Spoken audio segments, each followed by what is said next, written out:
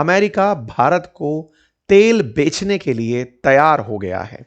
ये जब हेडलाइन आप देखते हैं, इसमें रिपोर्ट्स का हवाला होता है कि अमेरिका वेनेजुएला से निकले हुए तेल को भारत बेचना चाहता है।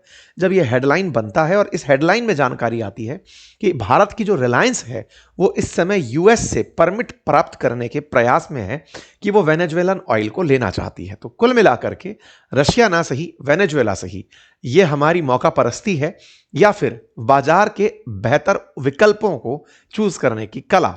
आइए इस पर हम आगे बढ़ते हैं। लेकिन अब तक यह हमारे लिए कैसे मायने रखता आया, क्या इसके पीछे का घटनाक्रम रहा, उसका जिक्र कर लेते हैं। आप जैसा जानते हैं, अमेरिका हाल ही में ऑयल कंपनीज को बढ़ावा देते हुए बहुत तेजी से आगे बढ़ा है।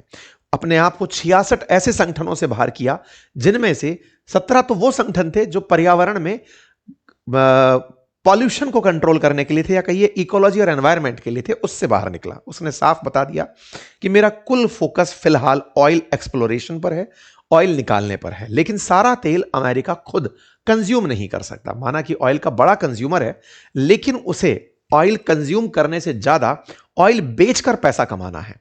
और जब उसे ऑयल बेचकर पैसा कमाना है तो ऑयल के जहां जहां सोर्सेज हैं वो उन्हें अपने कंट्रोल में लेने के प्रयास में है। और इसी क्रम में जब मादुरो को पकड़ा गया तो मार्को रूबियो का यह बयान कि हमारा क्या प्लान है स्टेबिलिटी, रिकवरी और ट्रांजिशन का, वो उन्होंने बता दिया। उन्होंने कहा, सबसे पहले हम 5 करोड़ बैरल तेल को बाजार दरों पर बेचने की योजना बना रहे हैं, जिसको अमेरिका ने जब्त किया है। उस धन का प्रयोग हम जो डेल्सी रॉड्रिग्स की जो सरकार बनी है उस सरकार की मदद के लिए करेंगे। 5 करोड़ बैरल तेल अमेरिका निकालकर बेचेगा। बेचेगा तो खरीदार तो हमें जैसे देश चाहिए ही होंगे। दूसरा, वेनेजुएला के बाजार को अमेरिका और पश्चिमी देश की कंपनियों के लिए फिर से खोला जाएगा। और तीसरा, वेनेजुएला के देश का पुनर्निर्माण किया जाएगा, अर्थात पुनर्निर्माण और लोकतांत्रिक सरकार को बनाने की प्रक्रिया होगी। तो इस स्टेबलाइजेशन की जो प्रक्रिया है, इस प्रक्रिया से 5 करोड़ बैरल तेल बिकने का आसार निकल कर आता है। अब आपको लगेगा कि यह कैसे संभव है, कौन निकालेगा? इसके लिए ट्रंप ने अपने देश की टॉप ऑयल कंपनी से संवाद किया। आपके सामने तस्वीरों में ट्रंप बैठे दिखाई दे रहे हैं उन तमाम नेताओं के साथ, उन लीडर्स के साथ जो कि कहीं ना कहीं ऑयल सेक्टर से जुड़े हैं। प्रेसिडेंट ट्रंप ने ऑयल और गैस एग्जीक्यूटिव्स के साथ एक प्रॉपर मीटिंग की 10 जनवरी के दिन। इस मीटिंग में जो शेवरॉन करके कंपनी है, ऑयल की अमेरिका की सबसे बड़ी कंपनियों में से एक जो कंपनी है, उस कंपनी ने धन्यवाद देते हुए ट्रंप को कहा कि अब हम वेनेजुएला के अंदर जो आपने प्रयास किए हैं उन पर काम कर पाएंगे। ऐसे ही एक्सॉन मोबिल करके कंपनी है, ऑयल की काफी प्रसिद्ध कंपनी है, वो ट्रंप को धन्यवाद दे रही है। कुल मिलाकर के अमेरिका की जो टॉप ऑयल कंपनीज हैं, जिन्होंने कभी ट्रंप को फाइनेंस किया था इलेक्शन के लिए, वो सब कंपनी ट्रंप को धन्यवाद देती हुई नहीं थक रही हैं। जब नहीं थक रही हैं तो कुल मिलाकर के ये वापस जाएंगी और वहां जाकर के ऑयल निकालेंगी। तो निकालने के बाद ऑयल को रिफाइन करने के लिए खरीदार चाहिए होंगे। खरीदार में भारत सामने खड़ा है। तो डोनाल्ड ट्रंप बकायदा अपने इस एक्ट को जस्टिफाई करते हुए सब जगह दिखाई दिए और उन्होंने कहा कि हम जल्दी ही सारी चीजें एक्सप्लोरेटरी प्रोसेस पर काम कर रहे हैं, पैसा कमाएंगे, उसे वेनेजुएला को भी देंगे और दुनिया को तेल उपलब्ध कराएंगे। यह स्ट्रेटजी आफ्टर ऑल कहलाती क्या है? देखिए, आप सभी ने देखा होगा कि ईरान के पास बहुत तेल था। ईरान के पास तेल बहुत था, लेकिन उस तेल को बेचने नहीं दिया। दुनिया भर के देशों को प्रतिबंधों से डरा दिया। प्रतिबंधों से डराया तो मैक्सिमम प्रेशर की टेक्निक के चलते ईरान ऑलमोस्ट बर्बाद हो गया। महंगाई आसमान छूने लगी। आज वहां प्रोटेस्ट हो रहे हैं और जल्दी ही सत्ता परिवर्तन हो जाएगा। ठीक इसी तरह से भारत रशिया यूक्रेन युद्ध में रूस से तेल खरीदता रहा, अमेरिका को कन्विंस करने में कामयाब रहा कि हमारे पास ऑयल का कोई और सोर्स नहीं है, अगर आप हमें वेनेजुएला उपलब्ध करा दें। तो बाइडेन ने हमें वेनेजुएला ओपन कर दिया था।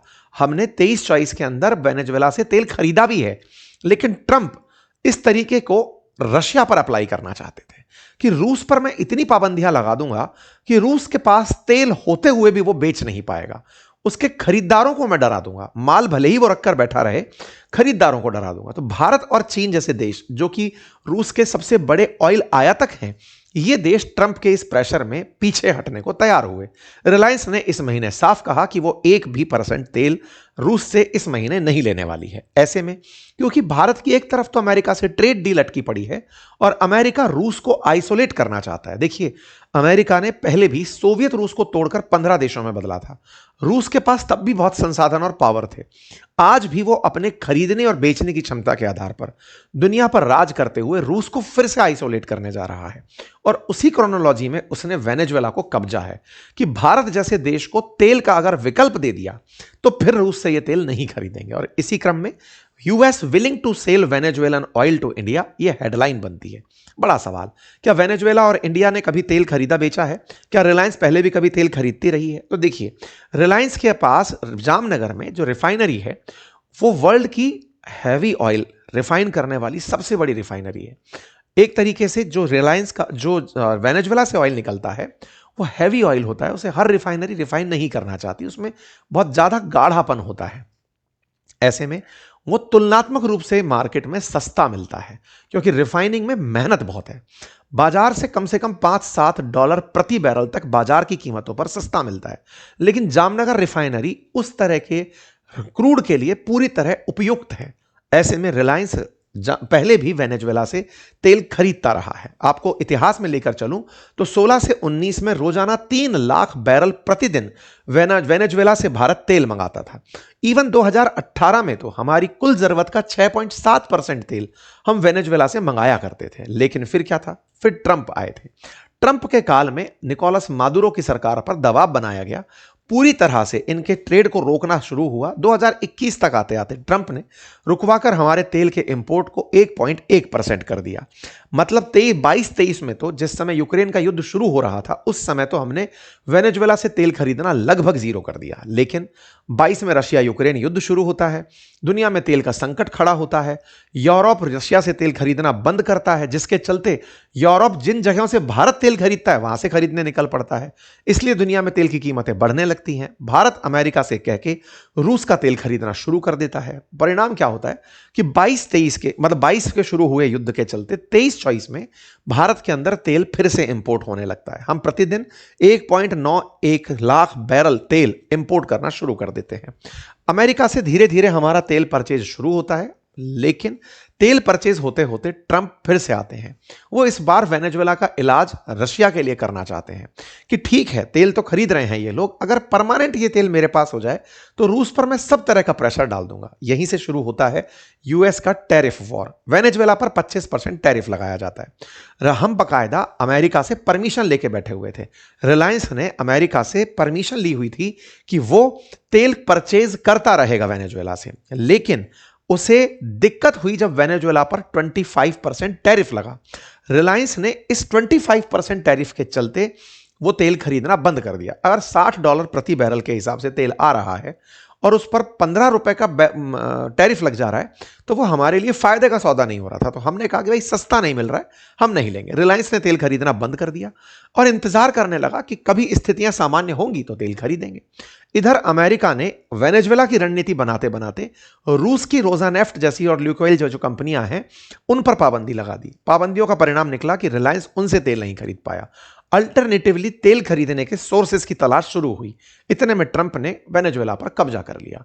वेनेजुएला के पास तेल जो बिक नहीं रहा था अब वो खुलेआम बिकने लगेगा। और इस काम को करने के लिए पूरी तरह से रिलायंस ट्रंप को लाइजन करता चला है। चाहे इनके वो समारोह हो जिसमें इन्होंने शपथ ली थी तब भी मुकेश अंबानी वहां पर देखे गए थे। इसी प्रकार से अभी जब यहां पर आपको इस तस्वीर में वो देख सकते हैं, इसी तरह से अभी मुकेश अंबानी जब ट्रंप सऊदी गल्फ की यात्रा पर आए थे उस समय पर भी इनसे मिलने के लिए गए थे। तो तस्वीरों में आप इन्हें यहां देख सकते हैं। अर्थात इनकी अमेरिका के साथ प्रॉपर लाइजन कि हाँ भाई अगर तेल बैन भी है तो हम खरीदते रहेंगे। इवन इन्होंने 1 महीने के लिए रूस के ऊपर से भी लगे प्रतिबंधों में ढील दिलवा ली थी कि साहब हमारे तेल को आने दो, अगली बार से हम रोक लेंगे। तो कुल मिलाकर के इनका तेल का व्यापार चलता रहा। मादुरो का जाना और भारत का चुप रहना यह दर्शाता है कि कहीं ना कहीं भारत ने व्यापारिक हितों के लिए, और हमारा वेनेजुएला के साथ कुछ ज्यादा स्टेक पर नहीं था, हमने बेहतर समझा कि हम इंटरफेयर नहीं करेंगे। हमारी जो नीति है कि हम दूसरे देश की राजनीति में कुछ नहीं बोलते, हम वहीं पर चुप रह गए। लेकिन इस बीच में जब यह खबर निकल कर आती है तो इसके कई मायने होते हैं। सबसे पहले, भारत तेल खरीदने के लिए रूस, मिडिल ईस्ट और अफ्रीका जैसे देशों पर निर्भर है। अब हमें एक और विकल्प मिलेगा। आज हमारी ऊर्जा आवश्यकता का लगभग 88% इस ईयर इंपोर्ट होने के आसार हैं। भारत की ऊर्जा आवश्यकता अभी भी तेल पर निर्भर चल रही है। ऐसे में एक और विकल्प हमारे पास होगा। रूस पर चूंकि प्रेशर बढ़ाता जा रहा है अमेरिका, चाइना भी अमेरिका के प्रेशर में है। तेल रूस से खरीदना धीरे धीरे बंद होगा। भारत पिछले 4 सालों में 144 बिलियन यूरो का तेल परचेज कर चुका है रूस से तेल परचेज करके हमने उसे पैसे तो पहुंचाए, लेकिन हमारे पास में डॉलर का सोर्स जो अमेरिका था वो बाधित हो गया। उसका बाधित होना हमें सोचने पर विमश कर गया।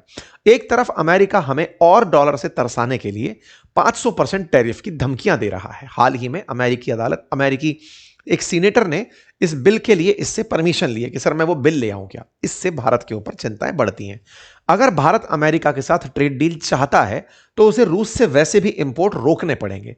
रूस खुद के लिए अब खड़ा होना पसंद नहीं कर रहा है। शायद वो अमेरिकी प्रेशर में आ चुका है। ऐसे में भारत का ट्रेड डील केवल मोदी जी के कॉल की वजह से अड़ा हुआ हो या फिर भारत रूस के साथ खड़ा है इस वजह से रुका हुआ हो, इन सब में भारत को ट्रेड डील जरूरी है। और इस काम के लिए रिलायंस जब वेनेजुएला से तेल परचेज करेगी तो ना केवल रिलायंस को फायदा होगा बल्कि भारत के लिए यूरोप का बाजार फिर से खुलेगा। रिलायंस से रिफाइन हुआ तेल जब दुनिया के दूसरे देशों में बिकने जाता है तो उससे टैक्स कलेक्शन भारत को होता है। परिणाम स्वरूप भारत की रिलायंस के साथ साथ और कंपनियां, इंडियन ऑयल, HP, ONGC, इन सब के भी बाजार खुलते हैं और बाजार खुलते हैं तो हमारा स्टॉक पर सीधा असर देखने को मिलता है। उम्मीद है कि वेनेजुएला संकट से भारत को होते हुए लाभ की आपने तेल कंपनियों के लाभ की चर्चा को आज के सेशन में जाना होगा। आप इस विषय पर क्या सोचते हैं? भू राजनीति से हटके बाजार पर अपनी राय अवश्य कमेंट बॉक्स में दीजिएगा। फिलहाल के लिए इतना ही। जानकारी पसंद आई हो तो अपने साथियों से अवश्य साझा करें। चैनल पर नए हैं तो सब्सक्राइब करें। बहुत बहुत धन्यवाद।